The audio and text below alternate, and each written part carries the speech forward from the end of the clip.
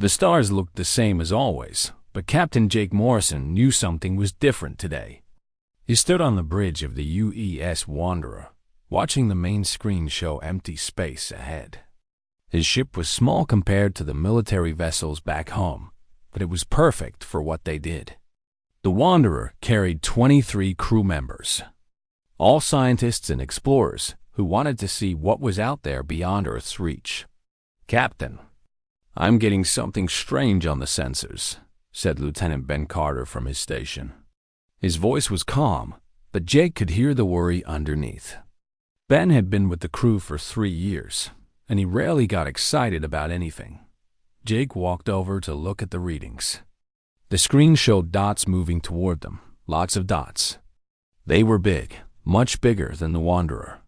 "How many ships are we looking at, Ben?" "At least 50, sir. Maybe more. They're coming from the direction of that red star system we passed yesterday." Ben's fingers moved quickly over his controls. "Captain, these ships are huge.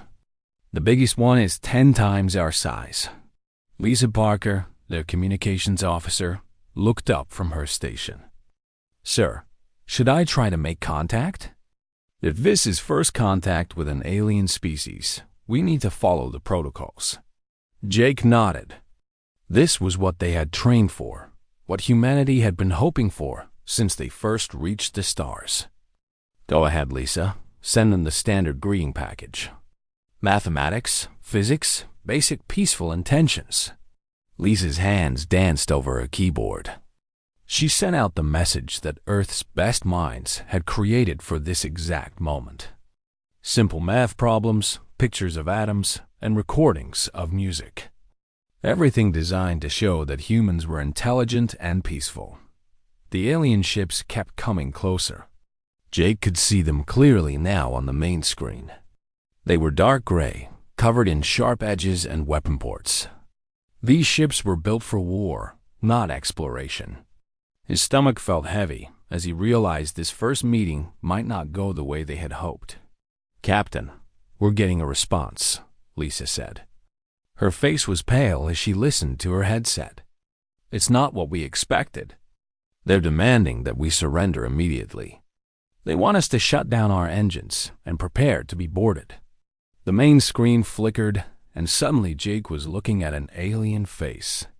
The creature had yellow eyes, dark green skin, and teeth that looked like they could bite through metal. When it spoke, the translator made its voice sound cold and angry. "Small vessel, you will surrender now. Your species will bow to the Kethver Dominion or be destroyed. We have conquered 47 worlds. Your pathetic single ship proves your weakness." Jake stepped forward, straightening his uniform. He had practiced this moment in his head many times, but he never imagined it would go like this. "I am Captain Jake Morrison of the Earth vessel Wanderer. We come in peace, seeking friendship between our peoples. There is no need for conflict." The alien leader laughed, a sound like grinding metal. "One ship. You send one tiny ship to meet the greatest fleet in this galaxy. Your arrogance will cost you dearly, human. I am Fleet Commander Zethkal, and I will teach your species the price of insulting the Kethver." "We're not insulting anyone," Jake said, keeping his voice steady. "We're explorers, not warriors. Our ship carries scientists, not soldiers.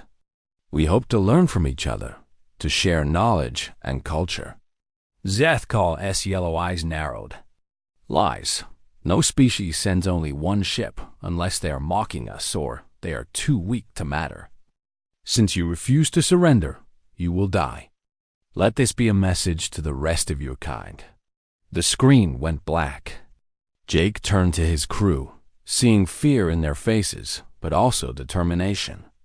These were good people, brave people who had volunteered to go further from Earth than any human had gone before. "Lisa, can you get a message back to Earth?" Jake asked. "Yes, sir. The quantum communicator is still working." "What should I tell them?" Jake thought for a moment. Outside, the alien ships were getting closer, their weapons charging with deadly light. He knew his ship could not win this fight. The Wanderer had basic shields and one small defensive laser. The Kethver fleet could destroy them in seconds, but Jake also knew something the aliens did not. The Wanderer was not just an exploration ship. Hidden in its cargo bay was a special device, something that Earth's military had given him with strict instructions. Use it only if first contact went badly. Use it only if the aliens proved to be hostile. Tell them the package was delivered successfully, Jake said quietly. Tell them we confirmed the coordinates. Tell them we tried diplomacy first, but they chose war. Lisa's fingers flew over her controls. Message sent, Captain. The alien ships opened fire. Bright beams of energy struck the Wanderer's shields, making the whole ship shake. Sparks flew from control panels and the lights flickered. Jake held onto his chair as another blast hit them. Shields down to 30%, then reported. We can't take much more of this. Jake looked around at his crew one last time. They were scared, but they were doing their jobs. They were the best humanity had to offer, and they had done what they came here to do. The package was delivered. The coordinates were confirmed. Earth would know what happened here. Another blast hit the ship, and this time the lights went out completely. Emergency power kicked in, bathing everything in red light. Jake could smell smoke and hear alarms ringing. Captain, Lisa said, her voice breaking. Should I send a final message? No, Jake said softly. They have everything they need. The last thing Jake Morrison saw was the stars outside his window. The same stars that shone over Earth, the same stars that would soon witness something the Kethver could never imagine. He smiled as the final blast tore through his ship, because he knew his sacrifice would not be forgotten in the cold darkness of space. The wreckage of the Wanderer drifted silently among the stars. Fleet Commander Zethkal watched the debris field and felt strangely unsatisfied. The human captain's final words echoed in his mind. Package delivered. Coordinates confirmed. What package? What coordinates? The questions bothered him more than they should have. But he pushed the doubts away. The Kethver Dominion was strong, and humans were weak. One small ship proved that he ordered his fleet to find the human homeworld. It was time to teach this new species their place in the galaxy. Time to show them what happened to those who defied the Kethver. Zethkal had no idea that humanity's real message was not the one Lisa Parker had sent through space. The real message was much simpler, much older, and much more dangerous. It was a message that had been waiting in the darkness for 20 years, patient and silent. Until the day when peaceful contact failed. The message was just 2 words, but those words would change everything. The message was, wake up. 3 months had passed since Fleet Commander Zethkal destroyed the human ship. The memory still bothered him, especially those final words from the human captain. Package delivered. Coordinates confirmed. What did it mean? His massive fleet now hung in empty space where the humans' coordinates had led them. Zethkal stood on the bridge of his flagship, staring at the main screen. There was nothing here. No planets, no space stations, no signs of any civilization. Just empty darkness between the stars. Commander, we have searched this entire system twice, reported his second-in-command, Sub-Commander Veltar. There are no inhabited worlds here. No signs that anyone has ever lived in this region of space. Zethkal's claws scratched against his command chair. The humans sent us here for a reason. Expand the search. Check every system within 50 light years. I want to know what they were hiding. The Kethver fleet spread out across space like a net, searching system after system. Weeks passed. They found dead worlds, gas giants, asteroid fields, but no humans. It was as if the entire species had simply vanished after sending that one small ship. Back in Kethver space, something strange was happening. The first report came from Mining Station Col 7. a facility that pulled rare metals from asteroids near the edge of Kethver territory. The station had over 3,000 workers and was protected by 2 patrol ships. The station simply stopped responding to all communications. No distress call, no warning, nothing. One day, they were sending their regular reports, and the next day, there was only silence. General Mordic, military commander of the Outer Territories, sent a squadron to investigate. The patrol ships arrived at the mining station and found it completely empty. The station was undamaged, all systems were working, but every single person was gone. The patrol ships searched for hours, but found no clues about what had happened. A week later, colony world Vex 9 went dark. 40 million Kethver lived on that planet, protected by orbital defense platforms and a full battle fleet. Like the mining station, there was no distress call, no battle, no explosion. The planet just stopped answering when other worlds tried to contact them.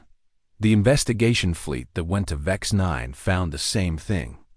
Empty cities with all the lights still on. Ships floating in space with no crews. The orbital weapons were still working, still powered up, but nobody was operating them. 40 million people had simply vanished without a trace. General Mordic sent urgent reports to the Kethver High Command. Something was hunting them, something that could make entire populations disappear without a fight. But what could be powerful enough to do such a thing? More reports came in every day. Patrol fleets that went out on routine missions and never came back. Trading posts that went silent in the middle of normal business. Transport ships that left one world and never arrived at their destination. The disappearances followed no pattern that the Kethver could understand. They seemed random, happening all across their territory.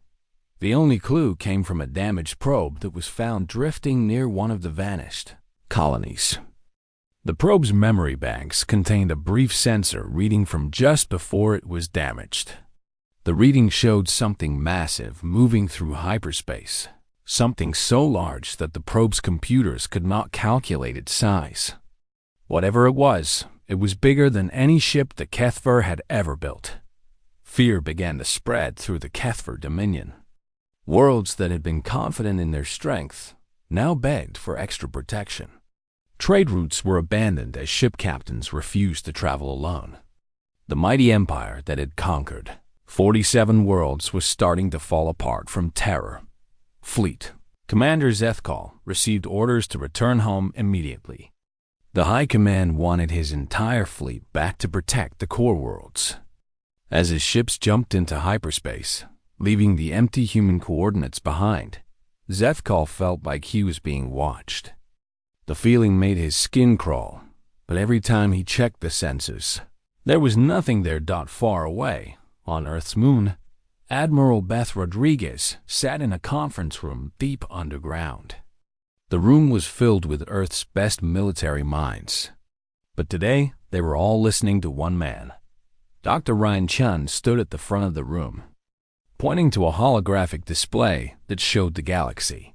Phase 1 is complete, Dr. Chun said calmly. The Kethver have taken the bait.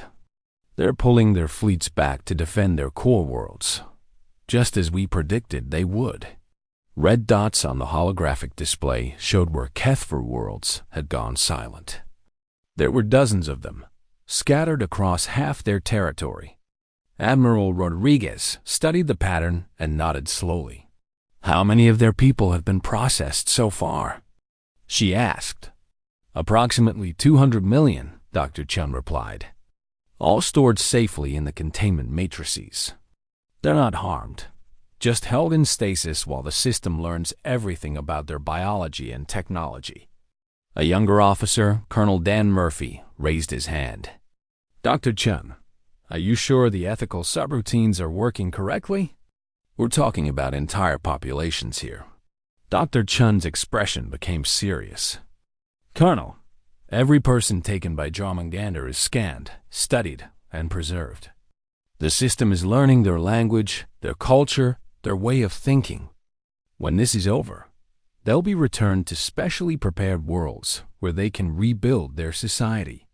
But first, we need to make sure they understand that conquest and genocide are not acceptable. The hologram zoomed in on the Kethver core worlds. Admiral Rodriguez could see their fleets gathering there, preparing to defend their most important planets. What's the status of the replication process? Ahead of schedule, Dr. Chen said with a small smile. Every Kethver world that Jörmungandr processes provides more raw materials and energy. The system is now operating at 15% of projected capacity and growing exponentially.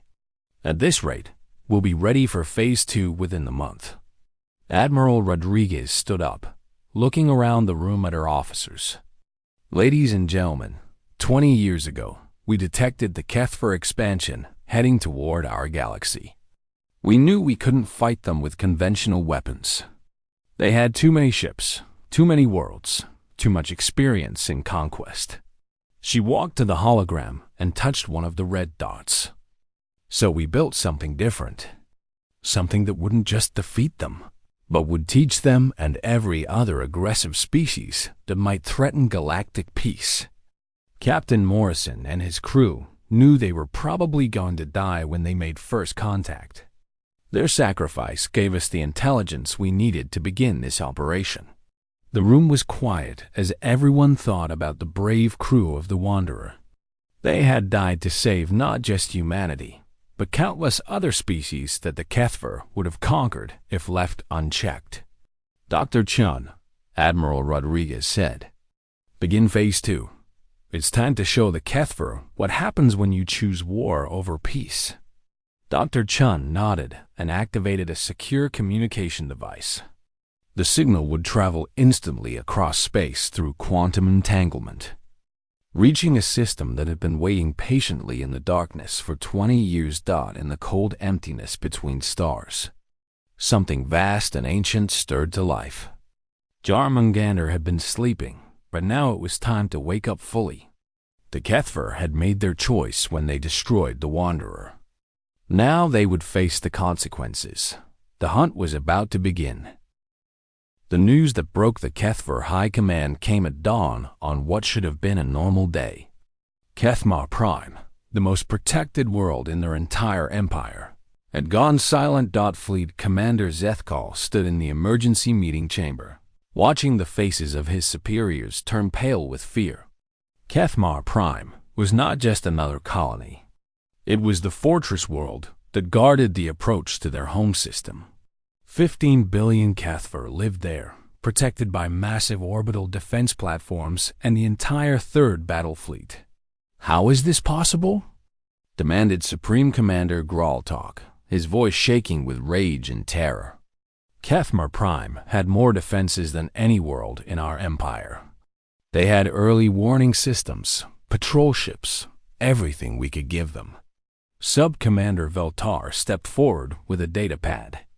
"Sir, the last communication from Kethmar Prime was a routine traffic report at 0800 hours yesterday. By 1400 hours, they stopped responding to all contact attempts. 6 hours. Whatever happened there took only 6 hours." The room fell silent. 6 hours to completely silence a world with 15 billion people and an entire battle fleet. It was impossible, but it had happened. "We need to know what we're fighting," Zethkal said. "I volunteer to lead a reconnaissance mission to Kethmar Prime. We have to see what happened there." Supreme Commander Galactic nodded grimly. "Take your fastest ships. Get in, scan everything, and get out. Do not engage whatever did this. We need information, not more dead heroes." 2 days later, Zethkal's small scout fleet arrived at the Kethmar system. What they found made no sense at all. The system looked exactly as it should. The star burned bright and steady. The planets were in their correct orbits. The orbital defense platforms were still there, still powered up and functional, but there were no life signs anywhere. No radio chatter, no movement, no responses to their hails. "Commander, I'm reading power signatures from the defense platforms, reported his sensor officer. They're fully operational, but nobody is controlling them. It's like everyone just vanished. Zethkal ordered his ships to approach Kethmer Prime carefully. As they got closer, the truth became even more frightening. The cities were intact. The lights were still on. Vehicles sat in the streets as if their drivers had simply stepped out for a moment. The thermal scans showed no living beings anywhere on the planet. "Sir, you need to see this," the sensor officer said, his voice barely a whisper. "I'm detecting massive artificial structures in the corona of the star itself." The main screen zoomed in on Kethmer's sun. There, orbiting within the star's burning outer layer, were enormous geometric shapes. They were clearly artificial, made of some material that could survive inside a star. The structures were moving in perfect formation, like they were dancing in the stellar fire. "What are those things?" Zethkal asked, but nobody had an answer. The structures were larger than cities, more complex than any technology the Kethver had ever seen. They pulsed with energy that seemed to come from the star itself. "Commander, I'm picking up a signal from one of the structures," the communications officer reported. It's in our language." "Put it through," Zethkal ordered. A calm voice filled the bridge, speaking perfect Kethver with no accent or emotion. "Greetings, Fleet Commander Zethkal. We have been waiting for you to arrive. We are Jörmungandr, and we have a message for your people." Zethkal's blood turned cold. How did it know his name? How did it speak their language so perfectly? "What are you? What have you done with our people?" "Your people are safe," the voice replied. "They are being studied and preserved while we learn about your species. We needed to understand your biology, your culture, your way of thinking.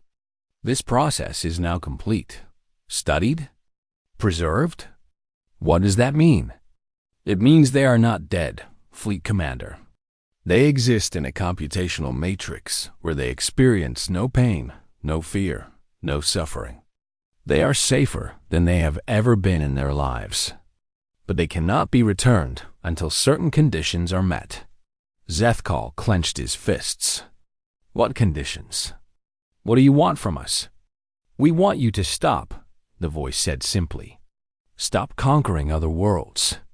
Stop forcing other species to become your slaves. Stop spreading death and fear across the galaxy. The Kethver Dominion's reign of terror ends now."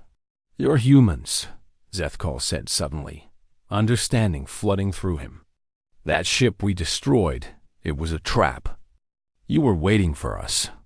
Captain Jake Morrison and his crew tried to offer you peace," the voice continued. "They came to you with open hands and peaceful intentions. You chose to kill them instead of talk to them. That choice activated protocols that had been waiting for 20 years. On Earth, Dr. Ryan Chun sat in his control room, speaking through the quantum link to Jörmungandr. Around him, banks of computers processed information from across the galaxy. The screen showed the Kethver scout fleet near Kethmer Prime. Their ships tiny compared to the stellar engineering platforms orbiting in the star. "Dr. Chun," said his assistant. "Dr. Amy Foster, the psychological profile of the Kethver leadership is complete. Jörmungandr has processed enough of their population to understand exactly how they think and react." Dr. Chun nodded. "What's the analysis?" "They respond only to superior force. Diplomacy, negotiation, compromise. These concepts are seen as weakness in their culture. They will not stop their expansion unless they believe they face extinction." Dr. Chun activated his microphone again. "Fleet Commander Zethkal, we know your people see negotiation as weakness. We know you believe that might makes right. So let us show you our might." The stellar engineering platforms around Kethmer's sun began to move. They arranged themselves in a new pattern, and suddenly the star's output changed. Solar flares erupted in controlled bursts, each one carrying more energy than the Kethver's most powerful weapons. Jörmungandr is not a ship, fleet commander. It is not even a single entity. It is a swarm intelligence that can disassemble solar systems and rebuild them as weapons. It has been growing for 20 years, spreading across the galaxy in secret, preparing for the day when a species like yours would threaten galactic peace. Zethkal watched in horror as one of the solar flares reached out like a finger and touched an asteroid belt at the edge of the system. The rocks didn't explode, they simply transformed, reorganizing themselves into more geometric structures that began moving toward the inner system. Every world Jörmungandr processes makes it stronger, Dr. Chung continued.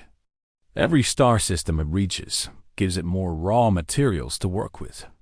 Right now, it controls over 300 star systems across the galaxy. Most of them are empty systems that nobody was using, but some of them used to be Kethver colonies. "You're monsters," Zithkal whispered. "No, Fleet Commander. We're gardeners. We tend the galaxy, removing species that threaten the peace and safety of others. The Kethver Dominion has had 47 worlds under its control. Jörmungandr has processed 18 of them so far. At current growth rates, it will reach your home world in approximately 6 months. The Scout Fleet's sensors detected something massive moving in hyperspace, approaching their position. More Jörmungandr platforms were arriving, each one the size of a small moon. What do you want from us?" Zethkal asked desperately. "Surrender," Dr. Chun said. "Order all Kethver fleets to stand down. Release all the species you have conquered. Submit to rehabilitation and education programs that will teach your people how to coexist peacefully with others. Do this, and your people will be returned to you unharmed. They will be given worlds to live on, resources to rebuild, and the chance to become something better than conquerors. And if we refuse, then Jörmungandr will process every Kethver world, every Kethver ship, every Kethver citizen. Your species will be preserved in the computational matrix until we find a way to cure your aggressive instincts.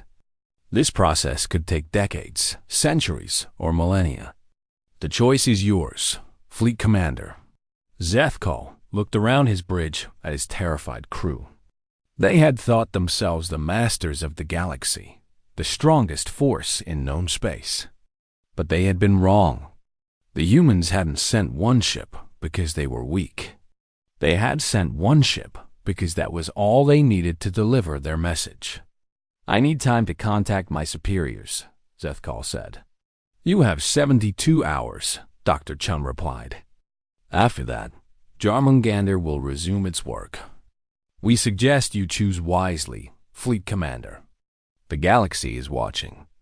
The communication link went silent, leaving Zethkal alone with the most important decision in Kethver history. Around him, the stellar engineering platforms continued their dance in the star's fire, patient and eternal, waiting for his answer. The 72 hours passed like a countdown to the end of the world. Fleet Commander Zethkal waited on his flagship, hoping for orders from the High Command. When the message finally came, it was not what he expected. "All Kethver forces are ordered to fight," the message said. "The High Command refuses to surrender to these human terrorists. We will show them that the Kethver Dominion does not bow to anyone." Zethkal closed his eyes and felt his heart sink. He had hoped his leaders would be smarter than this. He had seen what Jörmungandr could do, had watched it turn a star into a weapon. But the High Command was too proud to admit defeat. Within hours of the deadline passing, the attacks began. But they were not the attacks anyone expected. Jörmungandr did not send fleets of ships or fire massive weapons. Instead, it simply continued what it had been doing all along, making Kethver worlds disappear one by one. The difference now was that everyone knew what was happening. The Kethver could track Jörmungandr's movements through hyperspace, could see the massive platforms approaching their worlds. But they could not stop them. Every time a Kethver fleet tried to intercept the platforms, they found nothing but empty space. Jörmungandr moved through dimensions the Kethver did not understand, appearing suddenly in star systems and beginning its work before anyone could react. The panic that spread through Kethver space was unlike anything in their history.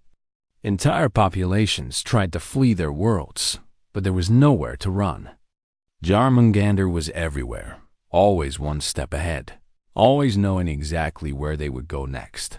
On a small diplomatic ship heading toward neutral space, Commander Elena Vasquez watched the chaos unfold. She was leading a team of human diplomats to contact the species that the Kethver had conquered over the years. Her mission was simple: offer them a choice. "Commander, we're receiving a response from the Zelani government," reported her communications officer. "Lieutenant Tony Adams. They want to meet with us immediately." Elena nodded. The Zelani had been one of the first species conquered by the Kethvar, forced to serve as laborers in their mines and factories. If anyone would be interested in humanity's offer, it would be them. The meeting took place on a neutral space station at the edge of Zelani territory. Elena sat across from Prime Minister Kalani, a tall, thin alien with silver skin and large, intelligent eyes. The Zelani leader looked tired and scared. "Commander Vasquez," Kalani said, "we have heard the reports about what is happening to the Kethvar. Is it true that your species is responsible for these disappearances?" "Yes," Elena replied honestly. "We are. But we want you to understand something important. We are not your enemies. We are offering you freedom from Kethver rule." She activated a holographic display that showed the current state of the galaxy. Red dots marked Kethver worlds that had been processed by Jörmungandr. Blue dots showed the locations of conquered species like the Zelani. "Every species that agrees to join our alliance will be protected," Elena continued. "Jörmungandr will not touch your worlds. In fact, it will help defend them from any future threats. All we ask in return is that you commit to peaceful coexistence with your neighbors." Kalani studied the display carefully. "What happens to the Kethver? Are you going to destroy them all?" "No," Elena said firmly. "The Kethver populations are being preserved, not killed.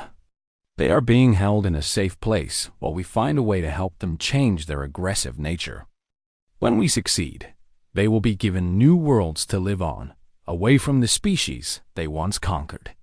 And if they refuse to change?" Elena's expression became serious. Then they will remain in preservation until we find a way to help them.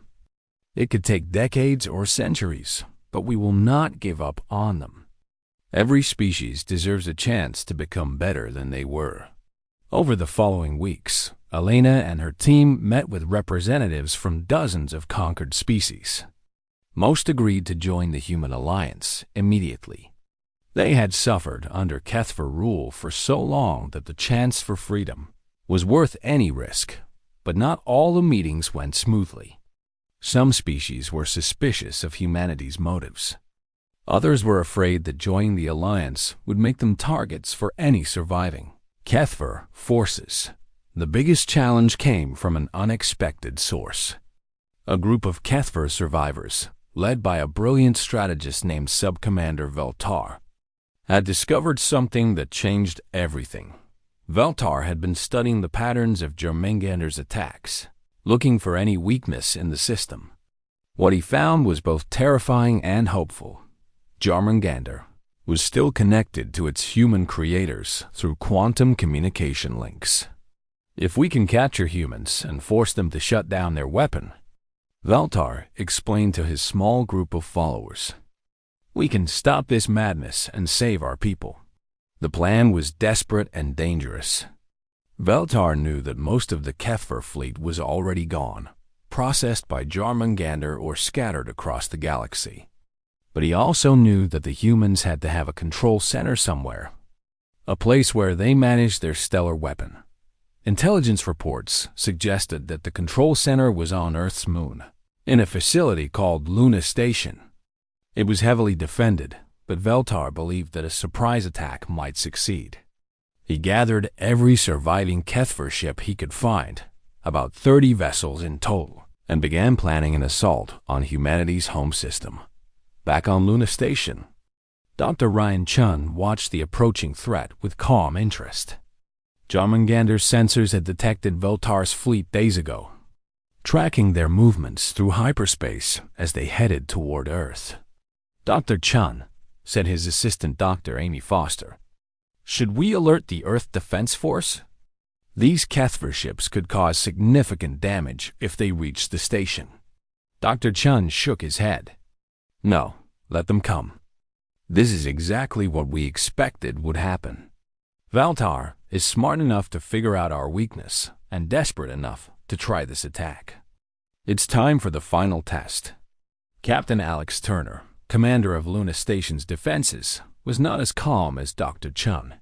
"Sir, with respect, we have thousands of people on this station.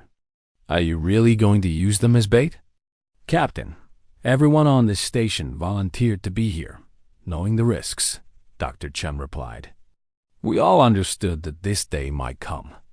Besides, I have faith in your defenses. And if those fail, well, we have other options." The Kethver fleet arrived at the edge of Earth's solar system 3 days later. They came out of hyperspace in a tight formation, their weapons already charging for battle. Veltar stood on the bridge of his flagship, looking at the blue-green world that had spawned humanity. "Remember," he told his captains over the communication system, "we need to capture humans alive. Kill them, and we lose our only chance to save our people. Target their weapons and engines, but try to keep their life support systems intact." The attack began at dawn, Earth time. Veltar's ships streaked through the solar system, dodging the orbital defense platforms that tried to stop them. Several Kethver vessels were destroyed in the approach, but most of them reached their target. Luna Station's shields flared as Kethver weapons struck them. Captain Turner coordinated the defense from the command center, watching as his own ships engaged the attackers. The battle was fierce but brief. The Kethver were outnumbered and fighting desperately. In his control room, deep inside the station, Dr. Chun made the most important decision of his life. He could activate Luna Station's hidden defenses, weapons that would destroy the attacking fleet instantly. Or he could let the battle continue, risking the lives of everyone on the station. Lieutenant Katie Brooks, his security chief, stood beside him with her hand on her weapon. "Dr. Chun, we need to evacuate the critical personnel. If the Kethver break through, they'll try to capture you and force you to shut down Jörmungandr." Dr. Chun looked at the tactical display showing the battle raging outside. Some of Veltar's ships had already been destroyed, but others were fighting their way toward the station's docking bays. In a few minutes, Kethver soldiers would be boarding Luna Station. "No," Dr. Chun said quietly. "We stay. This is where it ends, one way or another. Alert all departments. Prepare for boarding actions. And Katie, send a message to Admiral Rodriguez. Tell her that if this doesn't work, she has authorization to activate the final protocol." Katie nodded grimly. The final protocol was something nobody wanted to think about. The complete automation of Jörmungandr, removing all human control and letting the stellar weapon make its own decisions about the fate of aggressive species. Outside, Veltar's remaining ships broke through the station's outer defenses. The real battle was about to begin. The sound of blaster fire echoed through the corridors of Luna Station as Kethver soldiers fought their way toward the control center. Sub-Commander Veltar led the assault personally. Knowing that this was his people's last chance for survival, Captain Alex Turner crouched behind a barricade, directing his security teams through his communicator. "Fall back to checkpoint 7, he ordered. "Make them fight for every meter, but don't let them pin you down." In the control room, Dr. Ryan Chun watched the battle through security cameras. The Kethver were good fighters, but they were also being careful not to kill too many humans. They needed prisoners alive to force him to shut down Jörmungandr. Lieutenant Katie Brooks stood beside him, her weapon ready. "Dr. Chun, they'll be here in 10 minutes. We need to make a decision now." Dr. Chun nodded slowly.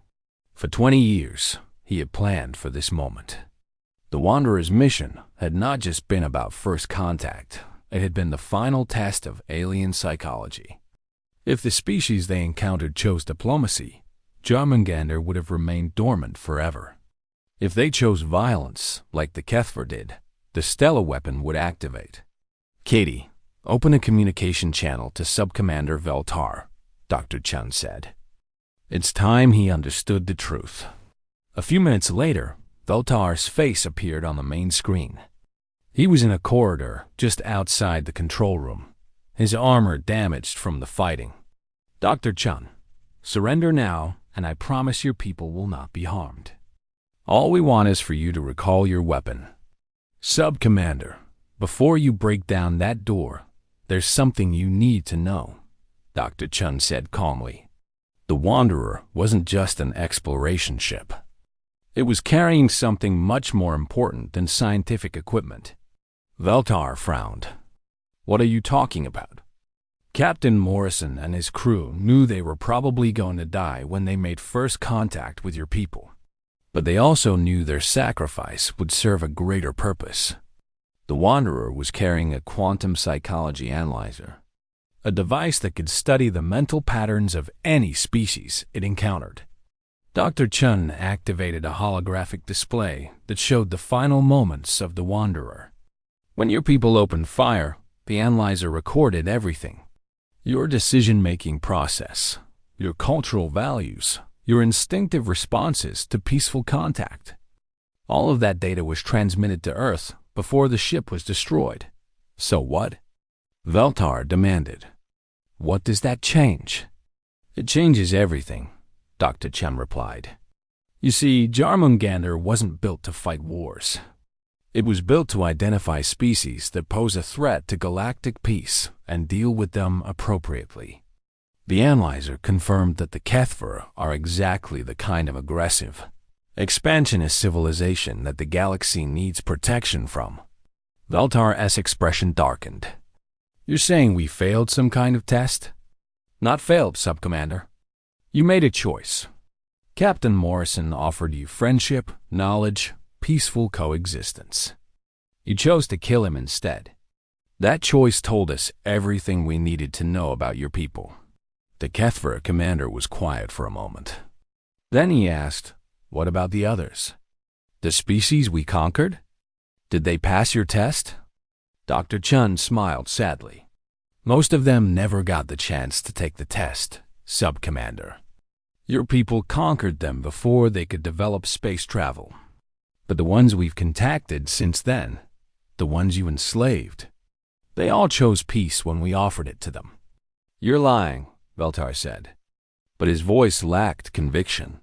"Commander Vasquez has been meeting with representatives from 43 different species over the past months." Dr. Chun continued. "Every single one of them agreed to join our alliance for galactic peace. Every single one of them chose cooperation over conquest when given the option." The sound of explosions grew closer as Veltar soldiers prepared to breach the control room door. But the Kethver commander seemed frozen, processing what he had just learned. "Sub-Commander," Dr. Chen said gently, "you're a smart individual. You figured out that Jörmungandr was connected to human controllers. You organized this attack despite impossible odds. You care enough about your people to risk everything to save them. These are good qualities. But your culture has taught you that strength comes from dominating others." "What are you saying?" Veltar asked. "I'm saying that individuals can change, even if their entire civilization cannot. You have a choice to make right now, Sub-Commander. You can break down this door, capture me, and force me to recall Jörmungandr. But even if you succeed, it won't save your people." Dr. Chen activated another display that showed the current state of Jörmungandr across the galaxy. The stellar weapon had grown beyond anything the Kethver could imagine. It now controlled over 1,000 star systems, with platforms hidden in empty space throughout the galaxy. Jörmungandr is no longer dependent on human control, Dr. Chun explained. It has learned enough about galactic politics to make its own decisions.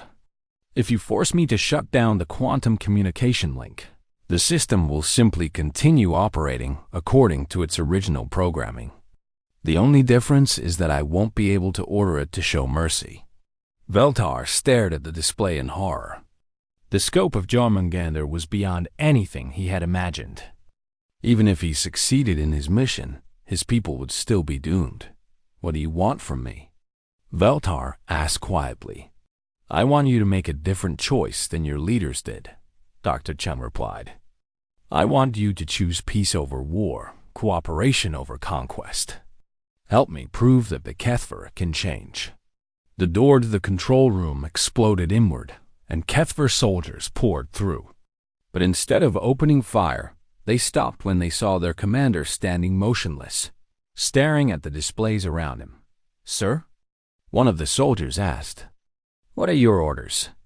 Veltar was quiet for a long moment. Then he slowly removed his helmet and set down his weapon.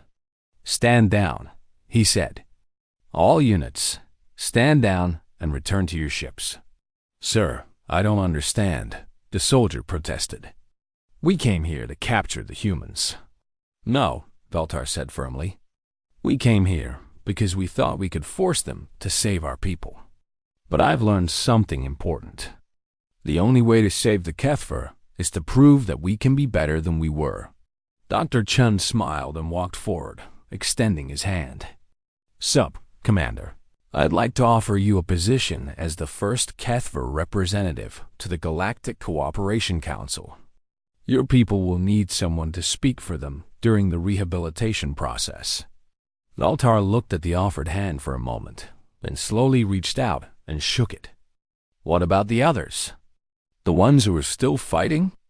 Jörmungandr will continue processing hostile Kethver forces until they surrender, Dr. Chen explained. But any Kethver who chooses to lay down their arms and accept peaceful relocation will be spared. The choice is theirs to make. Over the following months, the galaxy transformed. The Kethver Dominion collapsed as more and more of their people chose surrender over destruction. Commander Elena Vasquez established the Galactic Cooperation Council on a neutral world, with representatives from dozens of species working together to build a peaceful future. The former Kethver territories were redistributed to the species they had once conquered. Entire worlds were returned to their original inhabitants, while new colonies were established for species that had been displaced by Kethvar expansion. The Kethver themselves were relocated to a cluster of beautiful garden worlds in a remote part of the galaxy. There, under the guidance of AI counselors and volunteer educators from other species, they began the long process of rebuilding their culture around cooperation. Instead of conquest, Dr. Chun retired to a small research station where he continued to monitor Jörmungandr's activities. The stellar weapon had spread throughout the galaxy, its platforms hidden in empty space and dormant star systems. Most beings never saw them, never knew they were there, but they waited and watched, ready to act if another aggressive species threatened galactic peace. Years later, long-range sensors detected signals from another galaxy. A powerful alien empire was planning an invasion of the Milky Way, confident in their technological superiority. Their advanced scouts entered the galaxy's outer rim, expecting to find primitive civilizations ripe for conquest. Instead, they encountered a single, unremarkable human vessel on a routine patrol. The ship's captain tried to establish peaceful contact, offering friendship and cooperation between their peoples. The aliens, like the Kethver before them, chose violence over diplomacy. Within hours of destroying the human ship, they received a simple message transmitted across space. Package delivered. Coordinates confirmed. Welcome to our galaxy. The legend of Jörmungandr spread among the stars, carried by traders and diplomats to civilizations throughout the galaxy. It was not a tale of human aggression or conquest.